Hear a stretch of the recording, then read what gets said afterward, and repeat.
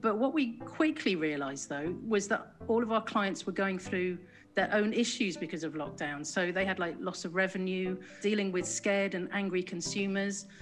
So we saw a gap in the market and we focused heavily on crisis management.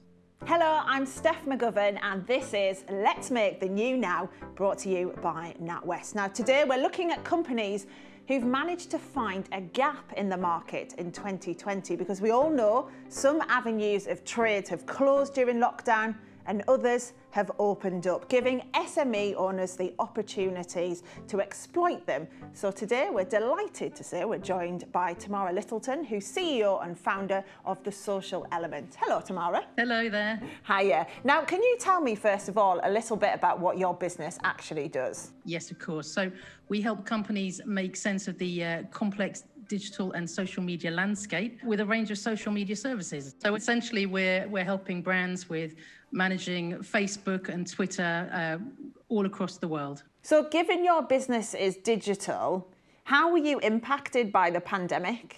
As a social media company, we were pretty lucky that we didn't lose any clients in lockdown, because we essentially still needed to be the voice of the brand on social media. And also we had a remote team, so that did help us. But business definitely slowed down. A few clients went on hold because we've got some in the travel sector and the auto sector. But what we quickly realized, though, was that all of our clients were going through their own issues because of lockdown. So they had loss of revenue, dealing with scared and angry consumers. So we saw a gap in the market and we focused heavily on crisis management. So you saw the gap there with crisis management. Tell us a bit about what that then meant. So what type of work were you then doing? So crisis management on social media, it's really focused on helping protect the reputation of a company. So there might be a consumer backlash, usually because of something like a product recall or a data breach or allegations of misconduct or something. So when a company goes into crisis mode, social media just becomes flooded with consumers expressing their anger on social media, and then the news gets involved and it helps fan the flames. And it's really stressful to handle this. And that's where PR people are usually advising companies. But there are some very, very specific things that need to be done on social media to help manage that backlash. And given, to be honest, over the last 7 months, we've all been in one big pandemic crisis, we found that our services were really in demand. Can you just explain a bit about what that actually means? What were you doing? So on a daily basis, we'd be providing reports using social listening tools. So we're tracking what people are saying on a day-to-day basis, whether it's positive, negative. We can also track emotions as well. And then feeding that all back to the companies, they were able to sort of know what was going on, what consumers were saying, and it helped them adjust their strategy. I suppose one of the biggest things that our clients were saying that they found helpful was that we were helping them find a tone of voice. So to help them be more human and empathetic on social platforms. Yeah. And that's really key. And then as demand rose, we just found ourselves developing almost like a full crisis management offering, which combined live crisis management with an overall approach to crisis preparation so that they could be ready. Because as it happens, as well as running The Social Element, I'm a co-founder of a tech company called Pulpio. And basically this company ended up being really key because we simulate a crisis so that companies can prepare their response and see what it's like to go through a crisis. And then we have role players who act as the public and journalists, and it's incredibly immersive. So what we did is we combined the two so that we can do live crisis management, but we can also help focus on what the next crisis might be and get them prepared. And to be honest, let's face it, in today's world, we don't know what that crisis is going to be. Yeah, it's really fascinating, Tamara, to think about all of this going on behind the scenes, this sense of you role-playing and working out how people might react to things. And it's interesting you say as well, this clearly wasn't just about the pandemic then, it was all the other things that were happening too. Yeah, absolutely. Because obviously there was a call for a boycott of Facebook for a month. The travel industry has been in crisis, and also a massive fear of cyber breaches. I think security has been more lax, perhaps with people working from home.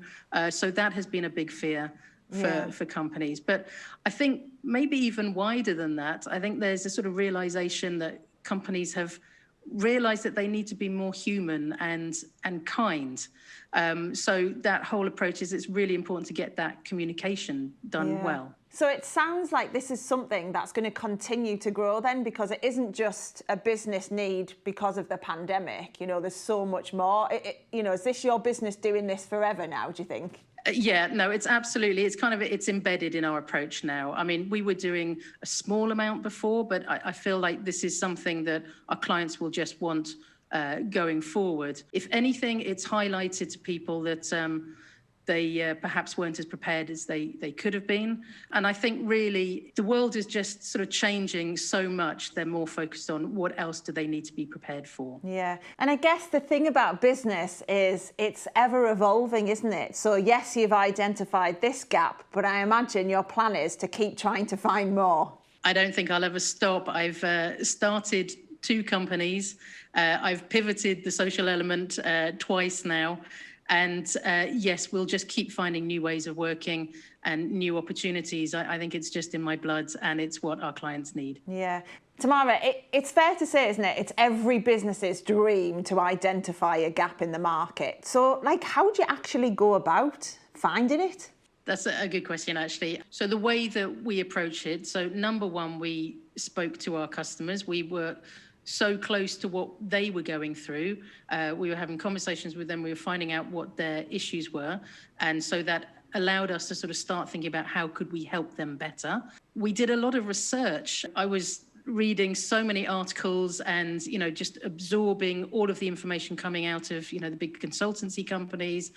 I have various different WhatsApp groups and LinkedIn groups with peers, company peers, other founders, and just, you know, talking to other people to sort of just almost try and predict what's going to be happening. And also we went back to the basics of, you know, when you start a company, often the first thing you do is do a business plan. We rewrote our entire roadmap. So we had done all of our, you know, plans of what we were up to, but we went back to what do we stand for? What are we doing? And we then sort of were able to really focus the whole company on, we're going to be doing more of this. And we had a whole approach to how we were going to support our clients, even the sort of sales structure of, like, it's okay to give our time away in these times because that's what we need to do. They're our clients. So I think a mixture of all of those things. We just, I mean, I didn't sleep a huge amount in those early sort of months just because it was obsessively researching, talking, and test and learn. I mean, going back to what tech companies do and all of the sort of big companies is you just try things, you tweak them. Is this useful? No. Move on, try something else. So I think that whole iterative process really helps. Yeah. And that then allowed you to make the new now. Yes, absolutely. When you talk about talking to your clients, you went back and did your business plan again, you said about research. So there was a lot of time then given to this. It really was a case of, yes, our business is doing what it's doing, but we're just going to all stop and look at what is happening now. So do you think that's really important thing that you will always do now, is just take time to just reassess what you actually stand for and rewrite your business plan? Yes, I think it's something that as an exec team is always a healthy thing to do. We have sort of quarterly reviews anyway, but really that absolute focus that we had. And I think we're lucky in the sense that I've got a great team who were able to get on with the day-to-day work as well, because as well as focusing on crisis, we had a lot of brands just relying on us to just keep talking back to their consumers on social media.